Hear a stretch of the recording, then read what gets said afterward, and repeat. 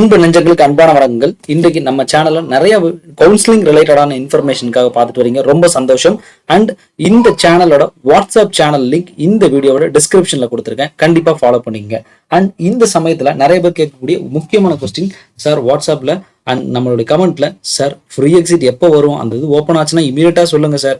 So எங்களோட அந்த amount refund ப்ராசஸ்க்காக நாங்கள் வந்து பண்ணணும். ஃபர்ஸ்ட் ரவுண்ட்ல கிடைக்கல, செகண்ட் ரவுண்ட் நாங்கள் போகணுமா வேண்டாமா அப்படி நிறைய குழப்பங்கள் இருக்கு. ஸோ ஃப்ரீ எக்ஸிட் அந்த மாதிரி ஏதாவது இருந்துச்சுன்னா நாங்கள் வந்து பார்த்து வச்சுக்கிறோம் அப்படின்ற மாதிரி ஒரு ஆப்ஷன் ரீஃபண்டுக்கான விஷயத்துக்காக கேட்டுட்டு இருக்கீங்க. ரொம்ப ரொம்ப சந்தோஷம். ஸோ இந்த சேனல் நம்ம இன்னைக்கு அந்த ரீஃபண்டுக்கான ஆப்ஷன்ஸ் எப்படி இருக்கும் அப்படின்றத நம்ம இதில் வந்து தெரிஞ்சுப்போம். ஸோ முதல்ல நம்ம ரெண்டு ஆப்ஷன், ஒன்று ஃப்ரீ எக்ஸிட், இன்னொன்று அப்கிரேடேஷன், இன்னொன்று ரீஃபண்ட். இந்த மூணு விஷயத்தையும் தெளிவாக தெரிஞ்சிட்டோம் அப்படின்னா எதை நம்ம கொடுக்கணும் அப்படின்றத ஈஸியாக புரிந்து கொள்ளலாம். முதல்ல ஃப்ரீ எக்ஸிட் அப்படின்றது யாருக்கு? ஃப்ரீ எக்ஸிட் அப்படின்ற அந்த டேர்ம் வந்து எல்லாருக்கும் அப்படின்றத நம்ம ஒரு பொதுவாக ஒரு தப்பான ஒரு புரிதலாக நினச்சிட்டு இருக்கோம். ஸோ இந்த ஃப்ரீ எக்ஸிட் அப்படின்றது யாருக்கு அப்படின்னா, அதாவது R1ல ரவுண்ட் 1ல யாருக்கு சீட் அலாட் ஆகிருக்கோ அந்த அலாட் ஆன பர்சன் எனக்கு அந்த காலேஜில் எடுத்த செலக்ட் பண்ண அந்த காலேஜில் எனக்கு விருப்பம் இல்லை, not willing to joint. So நான் என்ன ஃப்ரீயாக நான் அந்த காலேஜில் இருந்து எக்ஸிட் ஆகிக்கிறேன், எனக்கு பணத்தை கொடுத்துருங்க அப்படின்னு சொல்லக்கூடிய ஒரே ஒரு ஸ்டேஜ் அப்படின்றது ரவுண்ட் 1 மட்டும்தான். சரியா? சரி, அப்போது இந்த ஃப்ரீ எக்ஸிட் அப்படின்றது ரவுண்ட் 2ல இருக்கான்னு கேட்டால் ரவுண்ட் 2ல இல்லை, ரவுண்ட் 2ல 4 ஃபீட் எக்ஸிட் அப்படின்னு ஒரு ஆப்ஷன் இருக்குது. சரி, இது யாருக்கு? ரவுண்ட் 2ல சீட் அலாட் ஆகி மறுபடியும் வெளியே போகிறாங்கன்னு நினைக்கிறாங்க அப்படின்னா அவங்களுக்கு 4 ஃபீட் எக்ஸிட் அப்படின்னு சொல்லிட்டு ஒரு ஆப்ஷன் இருக்குது. சரியா? அதாவது எக்ஸிட் ஆகிக்கலாம் ஆனால் பணம் போயிடும் அப்படின்ற மாதிரியான விஷயம். சரி, அதுக்கப்புறம் ரவுண்ட் 3ல எதுவும் இதே மாதிரி ஃப்ரீ எக்ஸிட் மாதிரி ஏதாவது டேர்ம் இருக்கான்னு கேட்டால் அங்கேயும் இருக்குது. 4 ஃபீட்டர் வித் எக்ஸிட் அப்படின்ற மாதிரி செலக்ட் காலேஜ் கிடச்சிருச்சு, பட் அங்கேயும் நான் எக்ஸிட் ஆகிறேன் அப்படின்னா அந்த ஆப்ஷன்ஸ் அங்கே வந்து எலிஜிபிள் பண்ணுறாங்க. ஸோ இதில் ஒரு முக்கியமான ஒரு கேட்டகரி, தேர்ட் ரவுண்டில் மட்டும் நீங்கள் வந்து எக்ஸிட் ஆனீங்க அப்படின்னா உங்களை எந்த ரவுண்ட் 1 நீங்கள் ஸ்டேட் கவுன்சிலிங்லையும் நீங்கள் அடுத்தடுத்து பார்ட்டிசிபேட் பண்ண முடியாது அப்படின்ற மாதிரி உங்களுக்கு வந்து அந்த லிஸ்டிங் வந்து இருக்கும். அதனால் ஒரு விஷயம் தெளிவாக சொல்கிறேன், ரவுண்ட் 1ல உங்களுக்கு சீட் அலாட் ஆகலை, அலாட் ஆகிடுச்சுன்னா அதில் போய் ஜாயின் பண்ணிவிடுங்க. அலாட் ஆகலை பட் உங்களுக்கு ரெண்டு ஆப்ஷன், ஒன்று நான் அமௌண்ட் எடுத்துக்கிறேன் சார் வேண்டாம், ரெண்டாவது இல்லை சார் நான் ரவுண்ட் 2 போய் பார்க்குறேன். இதில் ரெண்டு கேட்டகரி பார்க்குறோம். சார் நான் ரவுண்ட் 2 போய் பார்க்குறேன் அப்படின்றதுங்களுக்கு அடுத்து பேசுவோம். சார் நான் இப்போ எக்ஸிட் ஆகிக்க போகிறேன் அப்படின்னா நீங்கள் என்ன செய்யணும்? எக்ஸிட் ஆகிக்க போகிறீங்க அப்படின்னா நீங்கள் செய்ய வேண்டியது, இன்னைக்கு டேட் அப்படின்றது 9ஆம் தேதியில் இருக்கும். நாளை மறுநாளுக்குள்ள அந்த ரிப்போர்ட்டிங் அலாட்டட் இன்ஸ்டியூட் அப்படின்றது அந்த எந்த இன்ஸ்டியூட்டில் போய் அலாட் ஆகணுமோ அந்த இன்ஸ்டியூட் போய் எல்லாரும் ஸ்டூடெண்ட்ஸ் அலாட் பண்ணிட்டு இருக்காங்க, சைன் போட்டுட்டு இருக்காங்க. சரியா?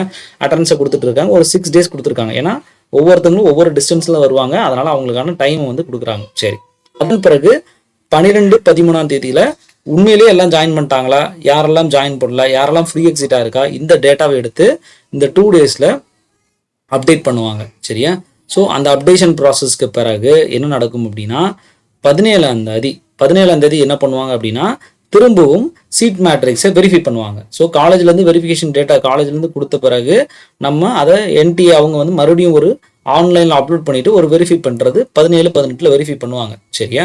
அதன் பிறகு ரெஜிஸ்ட்ரேஷன் ஃபார் ரவுண்ட் 2 அப்படின்றது ஸ்டார்ட் ஆகும். என்னைக்கு ஸ்டார்ட் ஆகும் அப்படின்னா 18ல் ஸ்டார்ட் ஆகும். Registration for round 2 18th start ஆகும். சரியா? ஸோ 18th ஸ்டார்ட் ஆகும் போகிறப்போ 18லேருந்து 23ஆம் தேதி வரைக்கும் ரவுண்ட் 2க்கான டைம்ன்றது ஓப்பன் ஆக்கப்படும். சரி, அப்போது நான் வந்து இந்த இடத்துல எனக்கு வேண்டாம் சார் நான் இதோட நின்றுக்கிறேன் அப்படின்ற மாதிரி உங்களுக்கு வரணும் அப்படின்னா இந்த 17, 18லையோ இந்த 17, 18ல் உங்களுக்கு நீங்கள் லாகின் பண்ணுற சமயத்தில் என்னெல்லாம் கரெக்டாக கேட்குது அப்படின்றத அப்சர்வ் பண்ணிட்டு தான் நீங்கள் ஓகேவோ எஸ்ஸோ நோவோ அப்படின்றத தெளிவாக ரீட் பண்ணாமல் எதையும் கொடுக்கக்கூடாது. இதுதான் இந்த செக்ஷனில் எக்ஸிட் ஆகணும்னு நினைக்கிறவங்களுக்கு உள்ள வாய்ப்பு. சரியா? ஸோ அதனால் 17, 18ஆம் தேதி ரவுண்ட் 2 வந்து ஸ்டார்ட் ஆகிறதுக்கான ப்ராசஸ் வந்து இனிஷியேட் ஆகும்.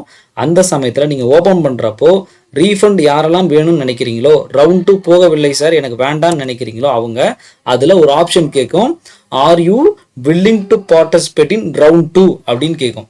இந்த ரவுண்ட் 2ன்றத நீங்கள் பார்ட்டிசிபேட் பண்ணுறீங்கன்னு கொடுத்தால், அதாவது எஸ்ன்னு கொடுத்தீங்கன்னா ஆட்டோமேட்டிக்காக நீங்கள் ரவுண்ட் 2க்கு மூவ் ஆகிடுவீங்க. ஸோ எந்த வித டீட்டெயில்ஸும் என்ட்ரி பண்ண வேணாம், டைரெக்டாக ரவுண்ட் 2க்கு போயிடும். சாய்ஸஸ் மட்டும் ஃப்ரெஷ்ஷாக நீங்கள் ஃபில் பண்ணி எந்தெந்த சாய்ஸ் அப்படின்றத ஃபில் பண்ணிட்டு போயிடுவீங்க. அந்த சாய்ஸிங்கில் நான் ஒரு சின்ன ட்ரிக் மட்டும் சொல்லித்தரேன், ஃபுல்லாக பாருங்கள். அதன் பிறகு ரவுண்ட் 2ல சார் எனக்கு வேண்டாம், நான் பார்ட்டிசிபேட் பண்ணல, I am wish to give no, நான் நோ கொடுத்துட்றேன் சார் அப்படின்னா இந்த நோ கொடுக்கறதே நீங்கள் எக்ஸிட் ஆகுறீங்க அப்படின்ற ஒரு மீனிங் தான். ஸோ அதனால் நீங்கள் ஃப்ரீ எக்ஸிட் அப்படின்ற ஆப்ஷன் யாருக்கு அலர்ட் ஆயிருக்கோ அந்த பேஜில் மட்டும்தான், அவங்க பேஜில் மட்டும்தான் வரும். ஸோ ஃப்ரீ எக்ஸிட் வரல சார் அப்படின்னு நீங்கள் வரலன்னு பயப்படாதீங்க. ஸோ உங்களுக்கு அந்த ரவுண்ட் 2 டேட் ரெஜிஸ்ட்ரேஷன் டேட் ஆனாகும், அந்த இதாகும் போது are you willing to participate in round 2ன்னு வரும். அதில் நோ கொடுத்துட்டீங்கனாலே கட்டாயம் உங்களோட அமௌண்ட் அதுக்கப்புறம் நீங்கள் அதுலேருந்து வெளியே வரப்படுவீங்க. கூடவே அமௌண்ட் ரீஃபண்டுக்கான ப்ராசஸும் இனிஷியேட் ஆக ஆரம்பிச்சிடும். ஸோ உங்களோட லிஸ்ட்டு ஆஃப்டர் இந்த 3 ரவுண்டு முடிஞ்சு, ஸ்டே வேகன்சி ரவுண்டு முடிஞ்சு ஒரு லிஸ்ட் ஒன்று ரிலீஸ் பண்ணுவாங்க. அந்த லிஸ்ட்டில் உங்கள் பேர் இருக்கான்னு கன்ஃபார்ம் பண்ணிவிட்டு அந்த அமௌண்ட் உங்களுக்கு எந்த மூலியமாக நீங்கள் பே பண்ணீங்களோ அந்த அக்கௌண்ட்டுக்கு டைரெக்டாக செலுத்தப்படும். இதுதான் யாரெல்லாம் இதுலேருந்து வெளியே போகிறீங்களோ அவங்களுக்கான இது.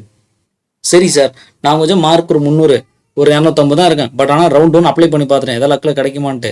சரி, இப்போ ரவுண்ட் 2 போய் பார்க்கலான்னு நினைக்கிறேன் அப்படின்னா நீங்கள் கொடுக்க வேண்டியது எஸ்ன்றதை கொடுத்துட்டு அடுத்த ஸ்டேஜ் போகிறீங்க.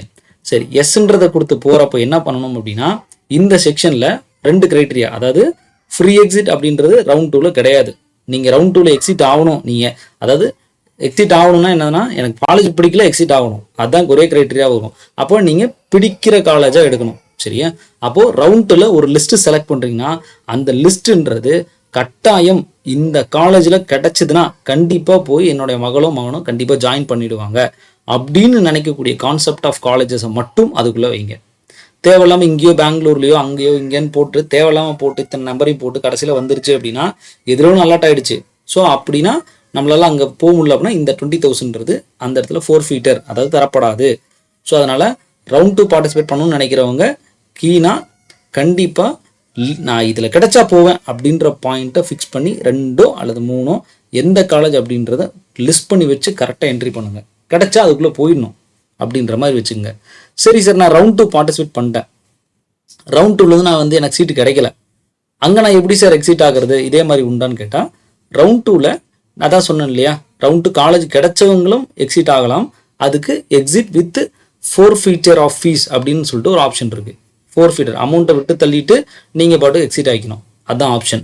அதன் பிறகு நோ, அங்கே are you wish to participate in round 3ன்னு கேட்கும். நோன்ற ஆப்ஷன் கொடுத்தீங்கன்னா திரும்பவும் நீங்கள் ரவுண்ட் 2லேருந்து வெளியே வரப்படுவீர்கள். ஸோ உடனே அமௌண்ட் ரீஃபண்டிங்கான இனிஷியேஷன் ப்ராசஸ் அப்பப்போ உடனே உங்களுக்கு மெயில் எல்லாமே உங்களுக்கு டீட்டெயிலாக இன்டிமேட் பண்ணி ப்ராப்பராக பண்ணிவிடுவாங்க. சரியா? ஸோ இவ்வளோ தாங்க ப்ரொசீஜர். ஸோ அதனால் இந்த விஷயம்தான் உங்களுக்கு ஃப்ரீ எக்ஸிட் ஆப்ஷன் அங்கே காட்டலை சார், எக்ஸிட்னு காட்டலை அப்படின்றத ஏதோ ஒன்று பாட்டு முன்னாடியே பண்ணிடாதீங்க. எந்த பயமும் வேண்டாம், பயமே படாதீங்க. இதெல்லாம் தெளிவாக ஈஸியான ப்ரொசீஜர். எந்த டவுட்னாலும் எப்போனாலும் ஸ்க்ரீன்ஷாட் பண்ணிவிட்டு அப்டேட் பண்ணுங்கள், கண்டிப்பாக ஹெல்ப் பண்ண மேக்ஸிமம் தயாராக இருக்கும். ஸோ வேறு ஏதாவது சந்தேகம்னா கம்மிங் டேஸில் நம்ம அடுத்தடுத்த வீடியோஸ் ப்ராப்பராக ஸ்டாண்டர்டாக உங்களுக்கு தேவையான விஷயத்தை தெளிவாக கொடுக்குறோம். ரொம்ப ரொம்ப நன்றி. Keep on following. நண்பர்கள், அதாவது நெஸ்ட்டில் ஜாயின் பண்ணவங்க அல்லது அதர் காலேஜில் ஜாயின் பண்ணுறவங்க நண்பர்களுக்கும் நம்ம சேனலை பற்றி சொல்லுங்கள். Thank you very much.